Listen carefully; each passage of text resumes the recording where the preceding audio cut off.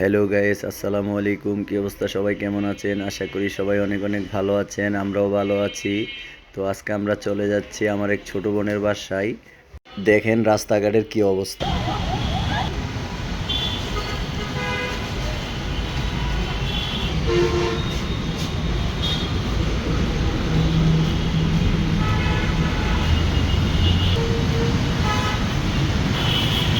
তো আমরা এখন একটা রিক্সায় উঠে গেলাম। রিক্সা দিয়ে উঠে যাচ্ছি ওদিকে, দেখি কতটুকু যাওয়া যায়। আপনারা সঙ্গে থাকেন আর দেখতে থাকেন। আর রাস্তার অবস্থা তো তেমন একটা ভালো না, কারণ সিএনজিতে গেলে অনেক জায়গায় ঘুরে যাইতে হয়, আর রিক্সা দিয়ে গেলে অল্প সময়ে যাওয়া যায়। তার জন্য আমরা অটো রিক্সাতে উঠে গিয়েছি।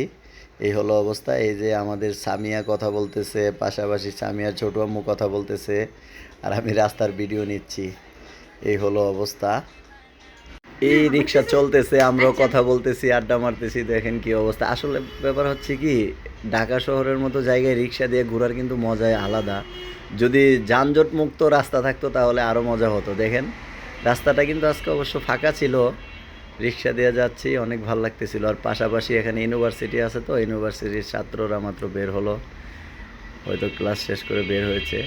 আমরাও যাচ্ছি তার মতো রিক্সা দিয়ে ঘুরতেছি। দেখেন রিক্সার রাস্তাটাও কিন্তু, রাস্তাটা ভালো ছিল, রাস্তাটা ফাঁকা এবং রাস্তাটা ভাঙাচোরা ছিল না। রিক্সা দিয়ে যদি ঘুরেন আপনি, রাস্তা যদি ভাঙা না থাকে তাহলে কিন্তু মজা আছে। আর ভাঙা রাস্তায় কিন্তু রিক্সাটা চড়া সম্ভব না, কারণ জাগি জুগি খেলে কোমরের বিয়ারিং ঘুরে যাবে।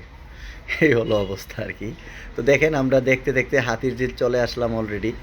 দেখেন হাতির ঝিলের কী অবস্থা। যারা আসছেন তারা তো জানেন হাতির ঝিলের কী অবস্থা, আর যারা কখনো হাতির ঝিল আসেন নাই, আসবেন, আসা দেখবেন। অনেকের বাসার পাশে হাতির ঝিল, ওরা ভাবে হাতির ঝিল কিছু না। যারা দূরে দেখে ইউটিউবে যে হাতির ঝিল না জানে কত সুন্দর, কেমন কি আসে বিষয়, এটাই হলো বাস্তব। হা হা হা।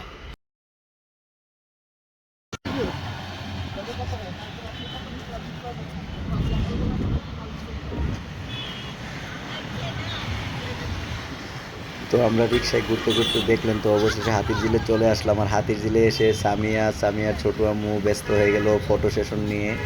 তো দেখলেনই তো। আর আমি একটু ক্যামেরাটা ঘুরিয়ে দেখাচ্ছি যে হাতির ঝিলের কী অবস্থা। আগের মতো অবশ্য মানুষ হয় না, হাতির ঝিলটা যেমন কেমন যেন হয়ে গেছে, অন্যরকম লাগতেছে। আসলে এখন তো এটা হলো গ্রীষ্মকাল, গ্রীষ্মকালে তো আপনারা জানেনই ধুলাবালি। আবার বর্ষাকাল হলে গাছগুলো অনেক সবুজ হয়ে যাবে। গ্রীষ্মকাল তো গ্রীষ্মকালই। এই যে পাশে দিয়ে আবার একটা নৌকা যাচ্ছে, ও হাতির ঝিলের নৌকা না এটা, এটা হলো হাতির ঝিলের লোকজন পারাপার করে। স্পিড বোট বলে, অনেকে নৌকা বলে, অনেকে লঞ্চ বলে, যে যেটা বলে আর কি, যার এলাকায় যেই নামে পরিচিত। এই হলো অবস্থা।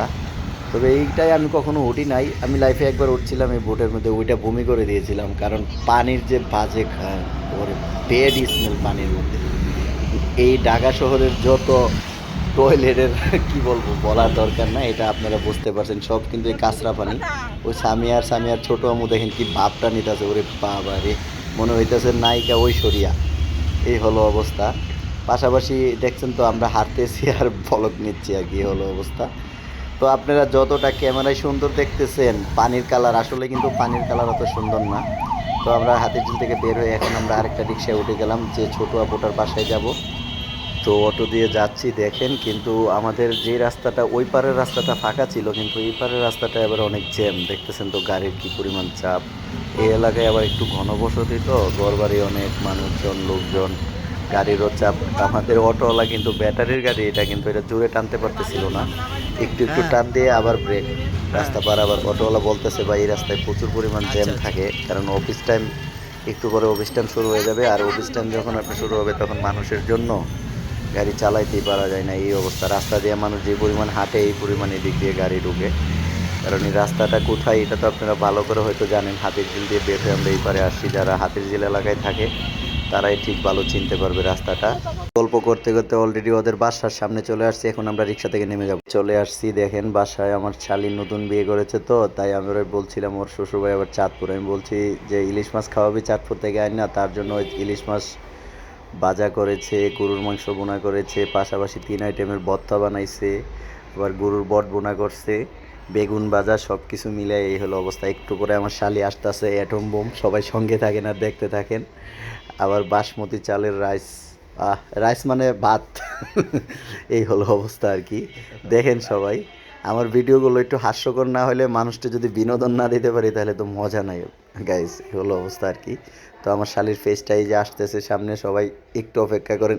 এটা শালি না, এটা বড় আপু। ওনার এই হইলো আমার শালি দেখেন। আর এই সামিয়া বুড়ি, এই হলো অরিজিনাল শালিটা আমার, একটাই আমার শালি। ওই ভাবছিল ওর ফটো উঠাইতেছে কিন্তু ওর ভিডিও নিয়ে নিছি, একটু ওরে আমার মোটা বউটা আসবে, এই যে আমার মোটা বউ। এই হলো অবস্থা।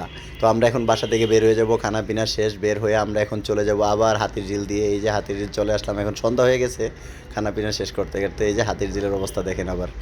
ওই সময় তো আপনাদেরকে দেখাইছিলাম হাতির ঝিলের দিনের বেলাটা, এখন সন্ধ্যা হয়ে গেছে অলরেডি, অফিস টাইম হয়ে গেছে। আর দেখেন গাড়ির কি পরিমাণ রাস্তায় চাপ, প্রচুর পরিমাণ রাস্তার মধ্যে গাড়ির যানজট।